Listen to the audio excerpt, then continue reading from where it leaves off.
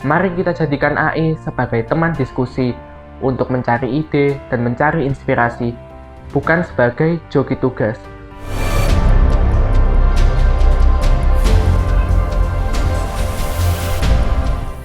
Halo teman-teman sekalian, perkenalkan saya Bahri Alamul Hakim dari SMA Negeri 1 Ngeluar. Saya membuat video ini dalam rangka mengikuti beasiswa Data Print periode 2 tahun 2026. Di kesempatan kali ini, saya akan menjelaskan dampak penggunaan AI dalam tugas sekolah. Sebagai seorang pelajar yang mencintai ilmu pengetahuan sosial, saya selalu tertarik mengamati bagaimana teknologi mengubah cara kita belajar. Bagi generasi saya, Gen Z, kehadiran kecerdasan buatan atau AI seperti ChatGPT dan Gemini bukan lagi merupakan hal yang baru. AI telah menjadi bagian tak terpisahkan bagi kehidupan kami. Namun, di balik kecepatan dan kemudahan yang dijanjikan oleh AI, ada dampak nyata yang sedang mengintai, yaitu budaya instanisme. Ini adalah sebuah kondisi di mana hasil akhir yang serba instan jauh lebih dihargai daripada sebuah proses panjang untuk mencari ilmu. Sebagai seorang pembelajar sejati, sekadar tahu cara menggunakan AI tentu tidak lagi cukup. Kita juga harus tahu bagaimana cara AI ini bekerja.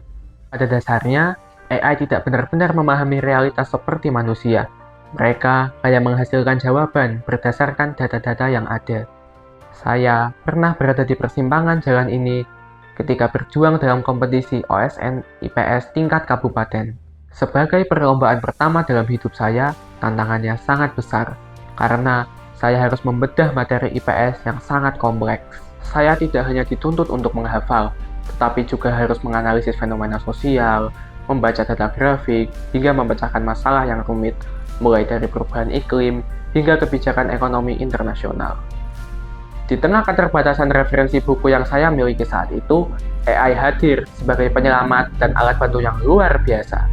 Namun, saya menyadari satu hal, jika saya hanya menerima mentah-mentah apa yang diberikan oleh AI saat itu, saya tidak akan pernah benar-benar paham dan matang secara akademis.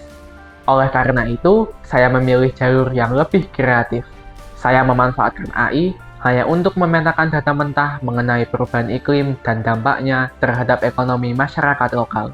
Setelah data terkumpul, saya mengambil alih prosesnya, memeriksa validitasnya, dan menganalisis hubungan sebab akibat menggunakan penalaran kritis saya sendiri. Disinilah saya menemukan pelajaran berharga. AI mungkin bisa menyajikan data geografis atau angka statistik dengan sangat cepat.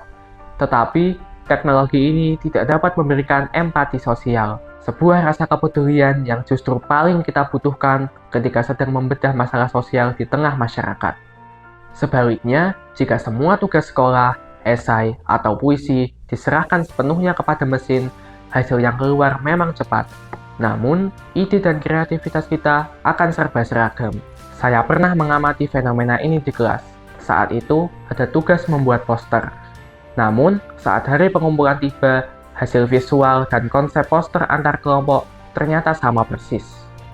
Hal ini membuktikan bahwa kreativitas sejati hanya lahir dari cara pandang kita, rasa empati kita, dan pengalaman kita sendiri, bukan dari algoritma yang serba seragam.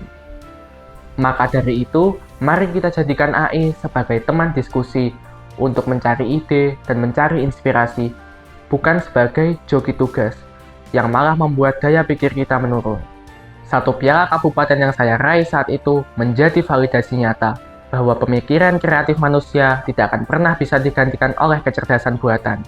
Melalui beasiswa kali ini, saya ingin membuktikan bahwa dengan pemanfaatan teknologi yang bijak, seorang anak daerah mampu menghasilkan inovasi-inovasi kreatif tanpa harus kehilangan jati diri mereka sebagai pembelajar sejati. Yang terakhir, saya ingin berterima kasih kepada Data Print karena telah membantu mewujudkan impian anak-anak di seluruh Indonesia.